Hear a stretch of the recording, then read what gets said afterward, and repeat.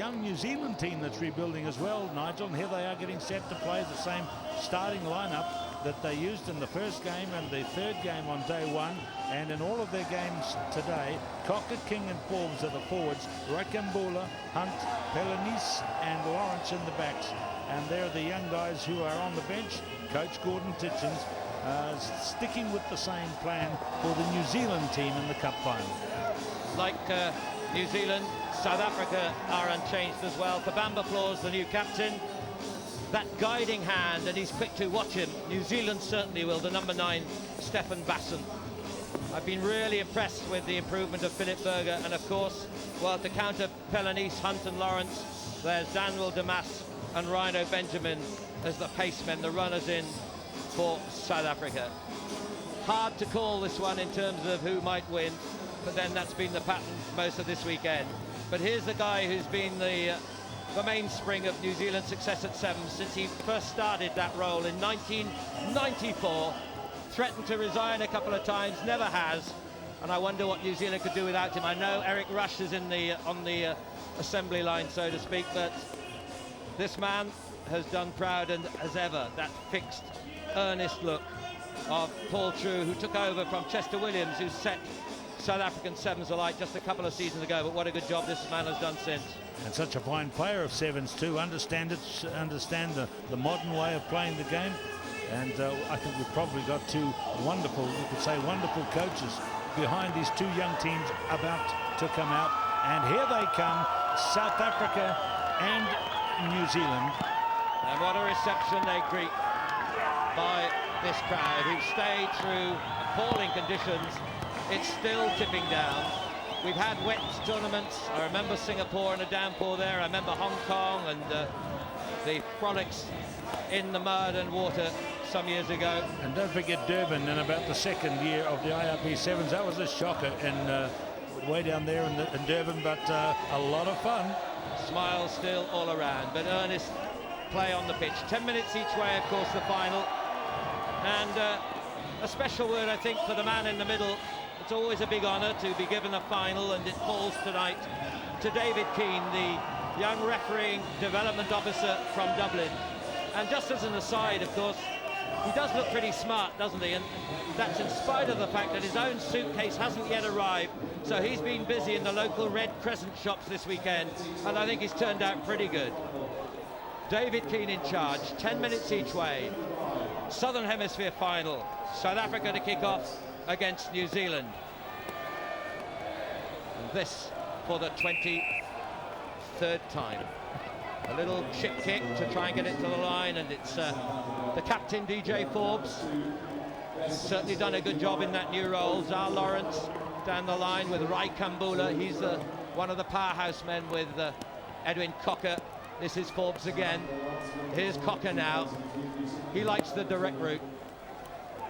Possession, everything, and in these conditions, difficult. Do you kick? Do you try and play the handling game?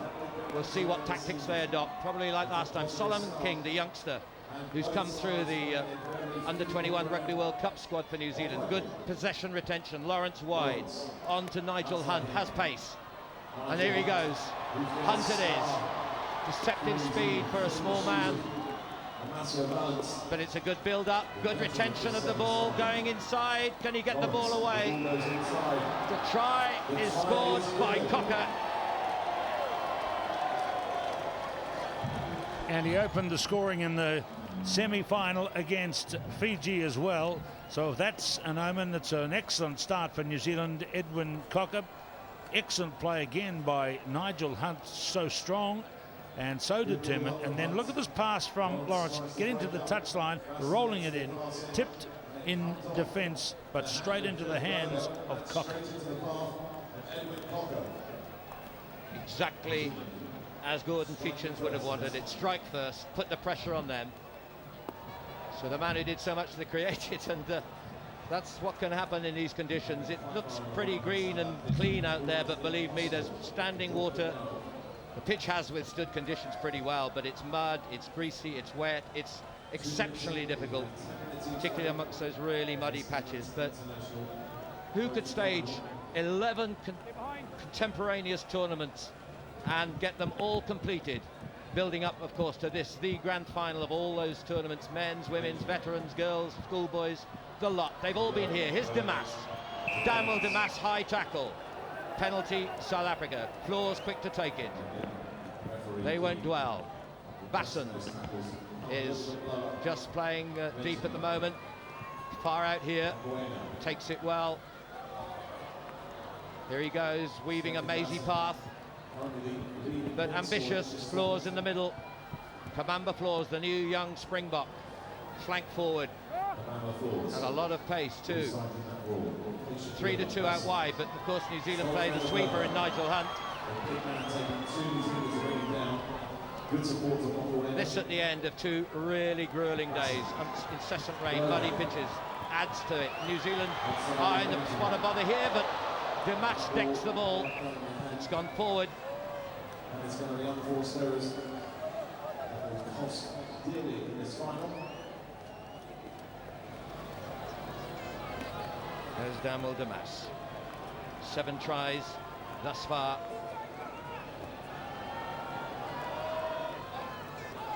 And already South Africa know they have to come from behind. That's slightly undermining. It puts you on edge, just as New Zealand did with Fiji. They throw their cards down. Hunt. Ball is out. It's a turnover ball for the Springboks. And there's a bit of back chat here from Hunt. He's living dangerously. It could cost him 2 minutes. I think he's off for 2. Or is he? Is it just going to be a warning? Keith. Sorry, that was very lucky for yellow. Well, it must have been something strong that was said by Nigel Hunt. And that could turn this game around. He's off for 2 minutes. Well, the same bit of indiscipline by England cost them dear when Amor was giving a bit of lip to the referee. Off he went, rightly so. And also again, obviously we didn't hear what was said, but it must have been strong. Zar Lawrence. So New Zealand attacking with 6. The ball knocked on by South Africa. No advantage New Zealand. That only adds to the tension. He sits out. 2 minutes has seemed like an eternity. Such a key man, the playmaker. A 23-year-old from Wellington, who I'm led to believe started out playing an equivalent of rugby with a coconut on the beach in Samoa. It's a good way to learn handling. You can pass a coconut, you can pass anything. Lotte Raikambula. And in Fiji, young kids do the same. I've got a photograph at home of a team we took some film of one day. They only had coconuts to play with at their school. Raikambula. Inside is the young newcomer, Solomon King. Still playing well with only 6. This is Palanis. Palanis against Dumas. A foot race here. One cancels the other out. A penalty not released now. Danger for New Zealand. They have to defend with 6. South Africa will take it to them if they can. Stefan Basson. Benjamin. He's had a good tournament. Justifies the confidence that Paul True has had in him. Can they stretch it wide enough? But those little slippery balls are a problem, and that's one opportunity gone. This is good by New Zealand with the man off the field. Every second counts, and the fact that they had possession for so many seconds while Hunt was on the sideline. Now he's ready to come back in, so they've done well. They've kept South Africa to 0 while the man was in the bin. And that's that big hurt, so to speak, turns into a very positive result with no score conceded, and Hunt goes himself on the short side. Takes 2 men to hold this slippery customer. But he's not released quickly enough. And again, more words. They're living dangerously here. I think that might have been the skipper, DJ Forbes, was it? Who knows, but it was back chat again. South Africa, equal numbers this time. Philip Berger. He's made that mistake. Penalty New Zealand. It's tense. If the back chat had been Hunt, surely it would have been a red card for the same offence, Nigel. No, it wasn't Hunt. I think it was Forbes. Forbes, yeah, the captain. Is the captain not allowed to speak in question decisions? Depends what he says. I guess. Here's Hunt. This is Forbes. Hunt again. This is good interplay. Good take by Lawrence. Cuts back inside. Oh, that's brilliantly done. Absolutely brilliant. And Hunt goes again and slides to glory.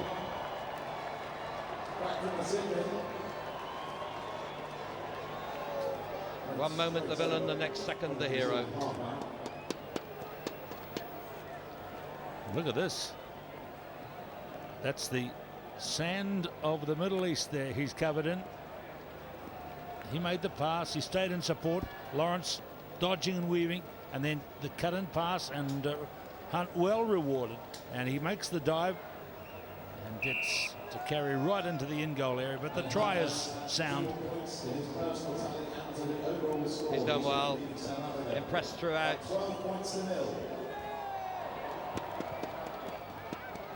One conversion, 2 tries. Well, he's accustomed to seeing his squad, his boys, win these titles. It's been a long wait, he would be the first to admit, but they're rebuilding in emphatic style. South Africa heading to their hometown tournament next weekend. Want to go there with the title under their belt, but that won't help them. Stefan Basson really misjudged kick, and the ball is grabbled and scraped away. Was it initially by Forbes? It comes though still to South Africa. Kabamba Floors just going laterally here. He's got to offload quickly. There's pressure here. Hard to keep traction. Again, it's Basson in from Benjamin. Across with Van der Merwe. Like Cocker and Raikambula really only knows the straight path. Head down into the field, take people out. This time Basson wide out. Dancing up the touchline, not in touch, but it's intercepted. Away goes DJ Forbes. There's only Damas to beat. It's a slippery task for the defenders, taken on by Raikambula. And again, I think Cocker at the bottom of the heap, on so nearly New Zealand getting away and across the Springbok line again. They really are pounding the Springbok defence. There might have been a case, Nigel, what did you think, for Cocker to let the ball go? There were 2 passes to his left, but he elected to take the physical approach. I think the way that South Africa are missing the odd tackle has in a way opened up the expectation of the New Zealand players, ball in hand, to drive straight at them and maybe beat another tackle. Smelt Van der Merwe, hard man he, like Cocker and Raikambula of the other side. But ball is the problem for South Africa. Golden Lion, Smelt Van der Merwe back on his feet, and it's Hunt they have to face. Tricky customer he. Edwin Cocker. Zar Lawrence. Sensibly, I guess, not risking the long outfield pass. Raikambula. It's hard grind and graft. The extra 6 minutes overall in this final. Lawrence again commits the Springbok defence. Now they want quicker ball than this, but look at the wrestling. The upper body strength. It's a vital element in this game, particularly in these conditions. Basson one way, then t'other. Wants to get play away, and Damas is there to chase. That's a fantastic fly hack downfield. Oh, a cruel bounce. Takes it to touch on the 22. Well, Damas so nearly at the far end. I'm pleased to see Stefan Basson back on his feet, but what a half. But the initiative is taken by New Zealand as we come to the half-time break. Dramatic final so far. It's reached the break. And we'll go inside the 2 camps. Here's the New Zealand camp, Gordon Titchens. What we have to do, just listen in, what we have to do, we're just sitting in a bit too many in those rucks. If we can clean that up, we would have had numbers on them. Can't send too many in. We've got to keep trying one from one side, the other side, because they're looking for the kick of their pace. We can't send too many in, remember that. One-on-one tackling, keep teeing up what we are. We've got to slow the game down. What may mean, just someone going down, slow it right down to our pace, not their pace. They've got to come from behind. Alright, it's not going defensive, attack when it's trying to attack, but we must slow the game down. Boys, let's split. Now take it on what the boys is split. Two punches.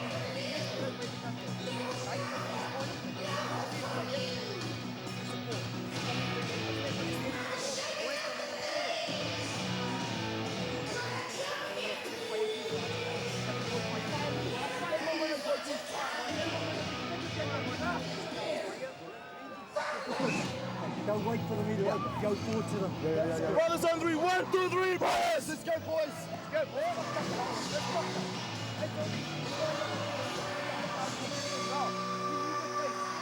Let's play the ball. 10 minutes, boys. 10 minutes, guys. 2 minutes, boys. 2 minutes.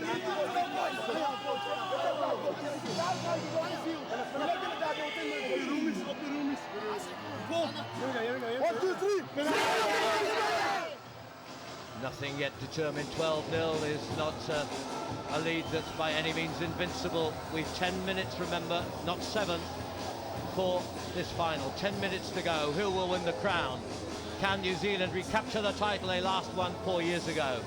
Or South Africa take over where England left off last year? Here's Keith Quinn to start this second half. In the half-time huddle of the Cup final here in Dubai, we heard Coach Gordon Dinson from New Zealand say, don't send too many to the rucks, slow it down to his team and D it up, which is defence, defence, defence, really. And from Paul True, let's play the ball. And here they are, breaking away at the start of the second half, playing the ball. Berger kicks through. 12-0 to New Zealand. He has it again. He off-passes it.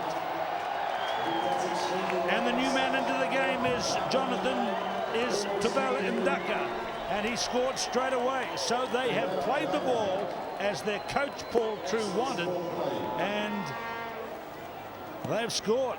Here is Tobela Ndaka, and a lovely run by Philip Berger. Absolutely. To me, he's been probably one of the finds of this tournament. Philip Berger here kept his cool and sensibly, in a way, knowing he had a bit of time, gathered it in, and then the support of the fresh legs coming on the field. Tobela Ndaka with his first try, but what an important one in this Dubai Sevens final. They're in the game.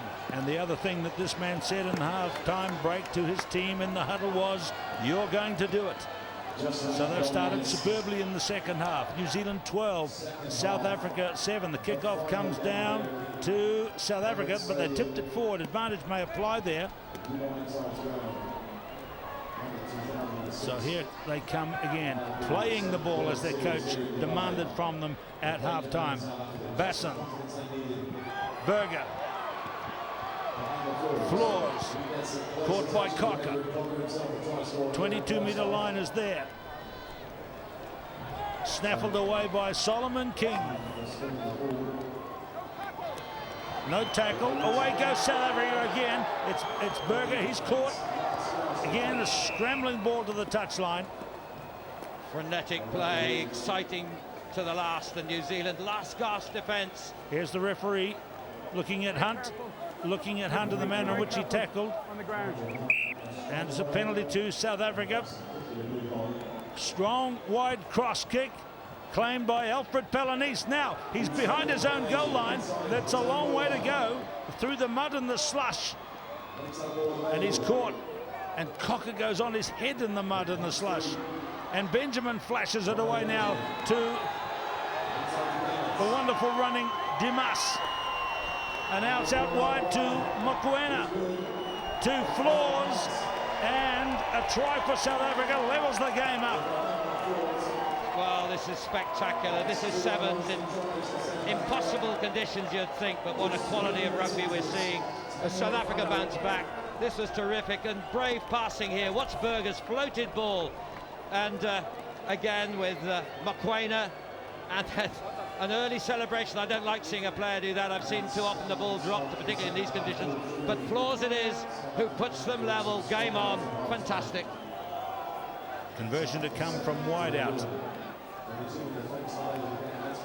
It's a new South Africa that have come onto the field in the second half. Here's Stefan Basson. This for the lead. Not a mile off, but it stays locked together. Scores are now tied. South Africa 12, New Zealand 12. Well, Paul True asked his team to play a new style of game at half-time. Coach Titchens asked his players to slow it down. We'll see how they go at the long second half. Remember, all the legs will be weary after 2 days of playing in these conditions. And here again is Ndaka, and he's away. This is 3 for South Africa in the second half. Some comeback this. Tobela Ndaka coming on as replacement. What an impact man he has proved to be. And South Africa have stunned New Zealand here with 3 in a row. Watch this. The build-up, coolly done. The handling has been superb since the interval break. Paul True's wishes, they have obliged him. And Ndaka, what a guy to come off the bench. We've always known he's difficult to stop, but there's the conversion going over. So from 12-0 to New Zealand at half-time, it's 19 unchallenged points to South Africa. In the start of the second half, it's 19-12, but the expression doesn't change from the two coaches on the sideline. Rugby approach, the tension showing, the excitement of the crowd. Fantastic. The truth is, New Zealand haven't been in South African territory in the second half. I guess Coach Gordon Titchens is gambling on his team being stronger in the last few moments. That's all ahead of us. Lotte Rakambula. Willie Rickards is number 8. He's on the field from the bench. Basson. He's got Damas out to his right. One man to beat. Danwell Damas gets around the New Zealand captain, and the point production continues for South Africa. Well, you've got to say, Paul True got it right. He had confidence in his players. He made them believe in the running game. They've handled this second half without error. And Damas there, well, he was always going to have an edge in pace as the New Zealand defender had to turn. Watch how it was built up. Here's the little playmaker. Such a shrewd man who's broken through to Super 14 on the back of exceptional play in the Sevens game. And he knew, the ball in hand, no one would stop him. It's an extraordinary turnaround. You don't often see it as superlatively done as this. Maybe at times Fiji can only equal this kind of second half performance. And Basson's kick in the awful conditions just complements the superb try scored by Danwell Damas. 26 unanswered points now to South Africa in the second half. It may be a bridge too far now for New Zealand. They have to score 3 times to overhaul them.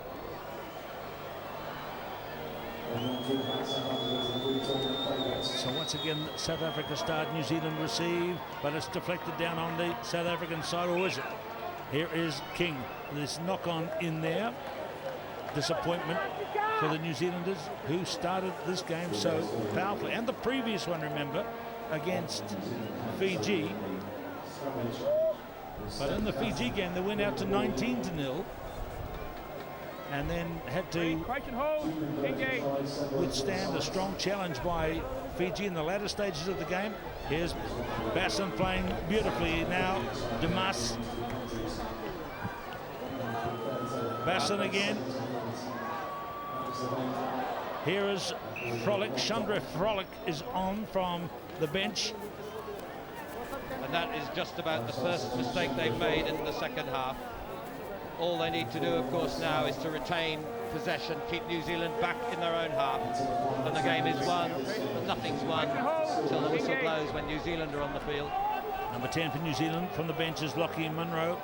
He's a real dash and a runner, but Hunt is with him. That's how treacherous it is on the floor here, stumbling and falling. Forbes out wide to King. King is caught by Floors around the ankles. Benjamin there, Floors again.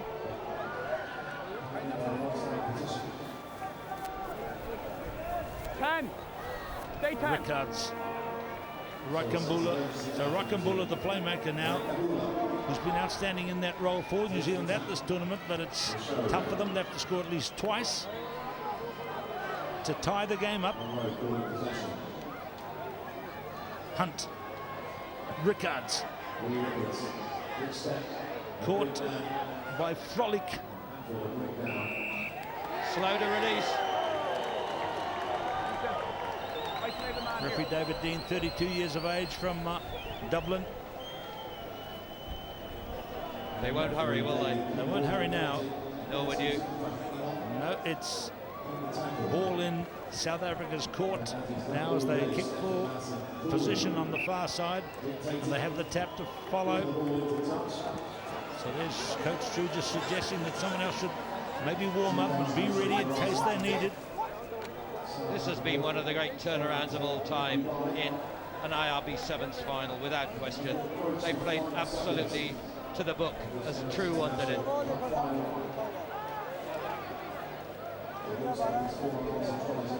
Basson from Floors. Basson with great speed. Basson all the way. That's the winner. He actually veered off into the muddiest part of the field to celebrate. You often see this from South African people because they don't have too much mud back home. And, well, look at them now.